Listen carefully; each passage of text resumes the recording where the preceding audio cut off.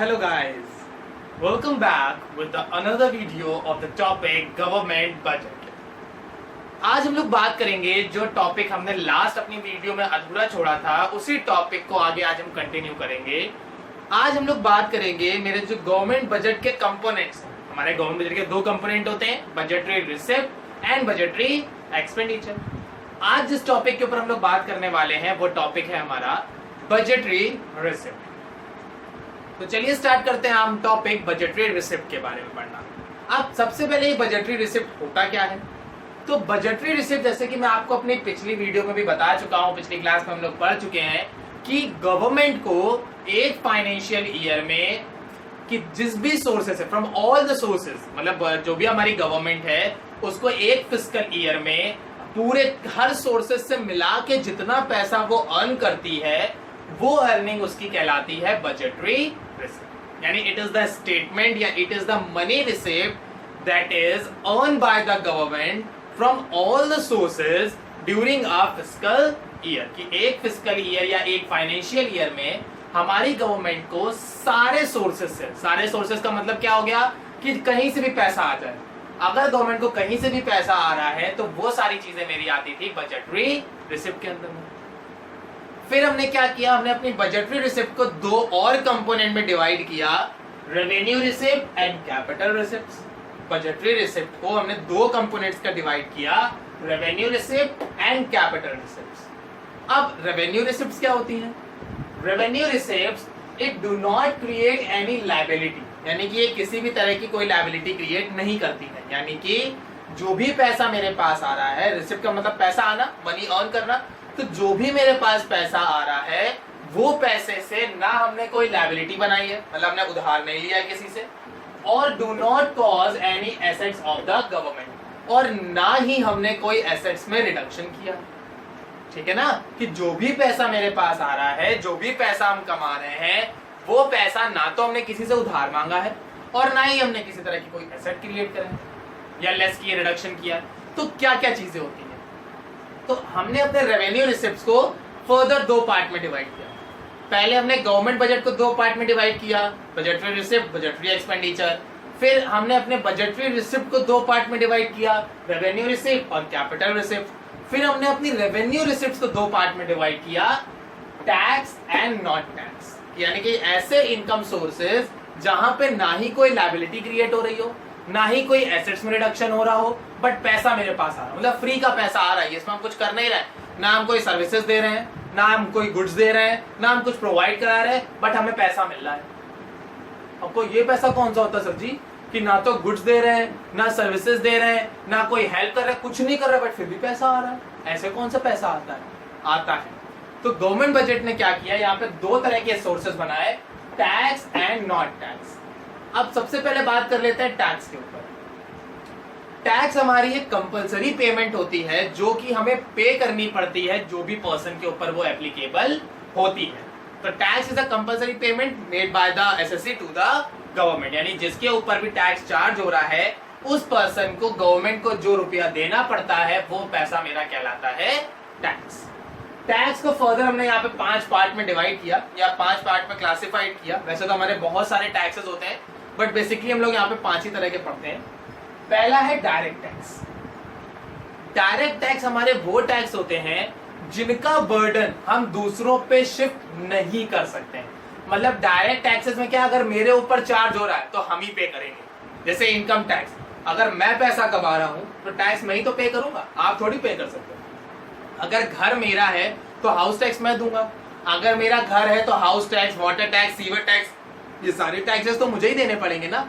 तो direct taxes का मतलब ये होता है कि वो टैक्सेस जिसके ऊपर एप्लीकेबल हो रहे हैं उसी को ही पे करना पड़ेगा, वो डायरेक्ट टैक्सेस का बर्डन किसी और पे शिफ्ट नहीं कर सकता। ठीक, नेक्स्ट मेरा यहाँ पे क्या है, इनडायरेक्ट टैक्स। दूसरा कौन सा है, इनडायरेक्ट टैक्स। इनडायरेक्ट टैक्सेस हमारे वो टैक्सेस होते हैं जिनका बर्डन हम दूसरों पे शिफ्ट कर सकते हैं, यानी कि हम कह सकते हैं हमारे ऊपर एप्लीकेबल हुआ बट हम लेते किसी और से। जैसे value added tax, specific tax, ठीक है, सर्विस टैक्स, जीएसटी यानी गुड्स एंड सर्विस टैक्स। तो ये जो डिफरेंट टाइप के टैक्सेस होते हैं जो कि हम चार्ज हमारे ऊपर होते हैं बट हम ले लेते हैं दूसरों से। जैसे अगर हम कोई सामान बेच रहे हैं तो जीएसटी हमें पे करनी चाहिए, बट हम क्या करते हैं, वो जीएसटी अपने कंज्यूमर से ले लेते हैं। कंज्यूमर से खरीदी, मेरे पास पैसा उसका आ गया, मेरा टैक्स रिकवर हो गया। अब जो उसने हमको टैक्स पे किया है जीएसटी के फॉर्म में, वो हम सरकार को दे देंगे, तो मेरी जेब से तो कुछ नहीं गया ना, मेरी जेब से तो कुछ नहीं गया। यहाँ पे क्या हुआ, जो टैक्स हमको गवर्नमेंट को देना था वो टैक्सेस हमने आपसे ले लिया, और आपसे जो पैसा आया वो हमने गवर्नमेंट को दे दिया। तो बेसिकली हम तो खाली एक मीडिएटर हो गए ना, हमने अपनी जेब से तो कुछ दिया नहीं। क्यों? क्योंकि जो टैक्स मेरे ऊपर चार्ज हो रहा था वो हमने आपसे ले लिया। तो ऐसे टैक्सेस जिनका बर्डन हम दूसरों पे शिफ्ट कर सकते हो वो मेरे कहलाते हैं इनडायरेक्ट टैक्स, जैसे value added tax, service tax, ठीक है, एक्साइज ड्यूटी, और हमारा क्या कहते हैं जीएसटी, ये सारे हमारे आते हैं इनडायरेक्ट टैक्स। नेक्स्ट आता है वैट। वैट यानी कि value added tax. Value added tax का मतलब होता है जब आपके गुड्स की हर स्टेज पे वैल्यू ऐड होती जाती है ना। जैसे आपने क्या किया, एक फार्मर है, उसने कोई वीट ग्रो करा है 400 रुपए के, वो वीट उसने डिस्ट्रीब्यूटर को बेचे 500 रुपए में, तो 100 रुपए का वैल्यू एडेड टैक्स हुआ। उस डिस्ट्रीब्यूटर ने क्या किया, उसको रिटेल शॉप वाले को दिया, उसने 100 रुपए कमा लिए, 600 रुपए हो गई। रिटेल वाले ने कंज्यूमर्स को दिया, 700 रुपए वैल्यू हो गई। तो हर स्टेज में उसका कन्वर्ट करते करते कि वीट था, वीट को साफ किया, फिर उसका आटा बनाया, फिर उसकी पैकिंग करी, फिर उसको डिस्ट्रीब्यूट किया, तो हर स्टेज में हमने जो भी उस पे एक्सपेंसेस किए हैं, या हर स्टेज पे हमने जो भी उस पे नए नए चीजें ऐड ऑन करी हैं, हर ऐड ऑन पे जो उसकी वैल्यू में इंक्रीमेंट हुआ है वो इंक्रीमेंट मेरा कहलाता है वैल्यू एडेड टैक्स। दूसरा आता है स्पेसिफिक टैक्स। स्पेसिफिक जैसे नाम से ही समझ में आ रहा होगा, यहाँ पे हम लोग स्पेसिफिक क्वांटिटी की बात करते हैं। 100 ग्राम पे 1 रुपए टैक्स, 200 ग्राम पे 2 रुपए टैक्स, 500 ग्राम पे 5 रुपए टैक्स, 1 किलो पे 10 रुपए टैक्स, 2 किलो पे 20 रुपए टैक्स, 5 किलो पे 50 रुपए टैक्स। यानी पर्टिकुलर क्वांटिटी पे, पर्टिकुलर साइज पे, पर्टिकुलर शेप पे जो मेरा टैक्स चार्ज होता है वो मेरा कहलाता है स्पेसिफिक टैक्स। रिसेंट, ये तो हमारे पुराने जमाने की बात हो गई। पुराना जमाना मतलब ये भी नहीं कि बहुत टाइम 10-20 साल पहले, मतलब पहले ऐसा होता था। बट आज के टाइम पे क्या है, इन वैल्यू एडेड टैक्स और स्पेसिफिक टैक्स को रिप्लेस कर दिया है हमारे जीएसटी ने। तो अब आपको सिर्फ यहाँ पे जीएसटी पढ़ने की जरूरत है, वैट और स्पेसिफिक टैक्स पढ़ने की जरूरत नहीं।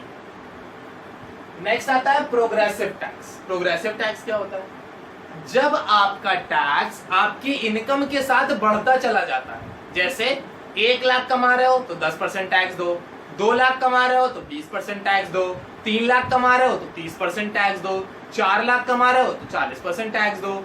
यानी कि जब आपकी इनकम के साथ आपका टैक्स रेट बढ़ता चला जाता है तो उस स्ट्रक्चर को हम लोग बोलते हैं प्रोग्रेसिव टैक्स। प्रोग्रेसिव नाम से समझ में आ रहा हो, प्रोग्रेस बढ़ता जाता है।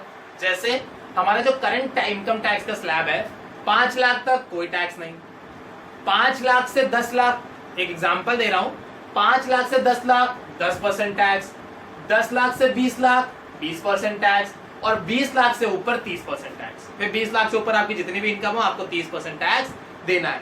तो यहाँ पे क्या हुआ, जैसे जैसे आपकी इनकम बढ़ती जा रही है वैसे वैसे टैक्स परसेंटेज भी तो बढ़ता जा रहा है ना। तो जब आपका टैक्स परसेंटेज आपकी इनकम के साथ इंक्रीज होता जाता है उसको हम लोग बोलते हैं प्रोग्रेसिव टैक्स। नेक्स्ट आता है रिग्रेसिव टैक्स। रिग्रेसिव टैक्स में क्या होता है कि मेरे टैक्स का जो परसेंटेज है वो सेम होता है। ठीक है ना, मेरे टैक्स का जो परसेंटेज है वो सेम है। जैसे फॉर एग्जांपल टैक्स चार्ज होना है 10%। अब आप 1 लाख कमाओ तो भी आपको उसका 10% देना है, आप 1000 रुपए कमाओ तो भी आपको उसका 10% देना है।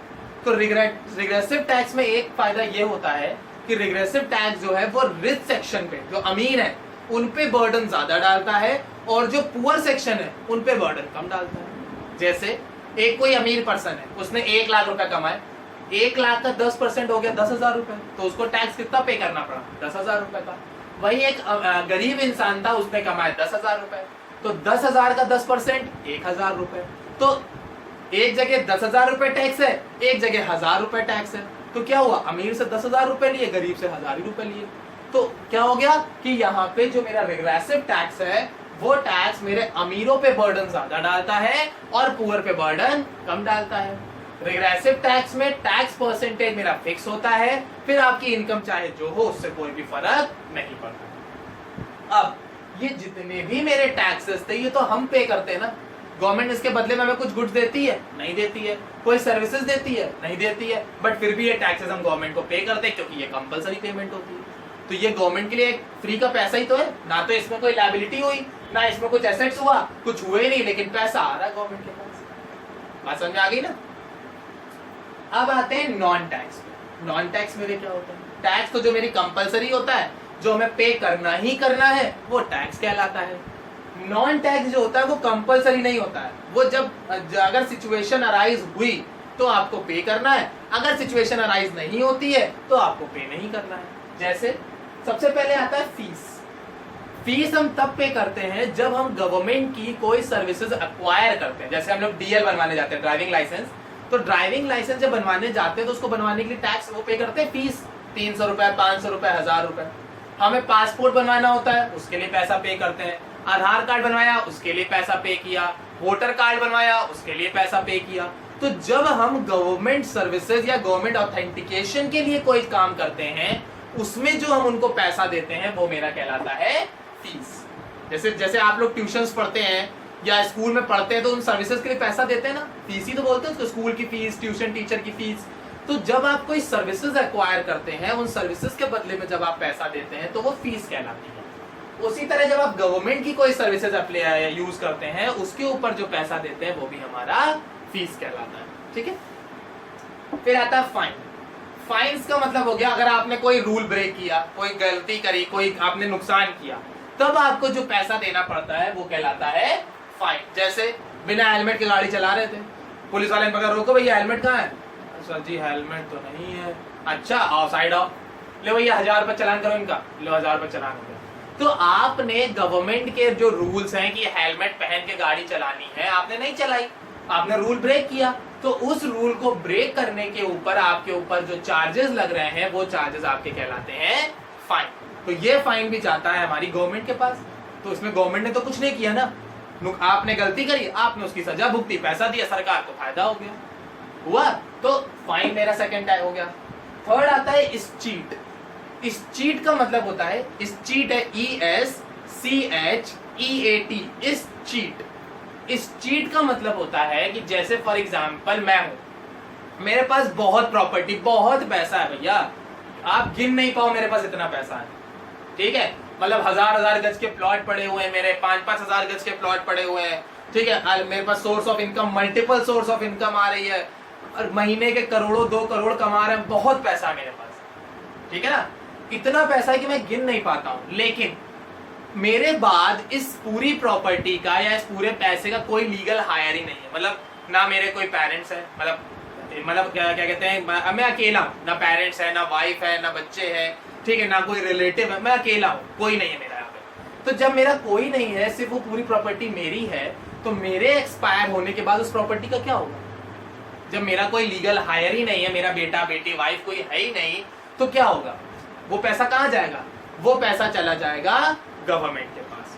तो जब किसी प्रॉपर्टी का कोई लीगल हायर नहीं होता है और उस पर्सन की डेथ के बाद जो उसकी पूरी प्रॉपर्टी होती है वो गवर्नमेंट एक्वायर कर लेती है, तो उस प्रॉपर्टी से जो गवर्नमेंट को पैसा मिलता है वो कहलाता है इस चीट। तो ये फ्री की प्रॉपर्टी तो है, ये किसी की थी क्या? मेरी थी, अब तो हम रही नहीं, तो पूरी गवर्नमेंट ने एक्वायर कर ली।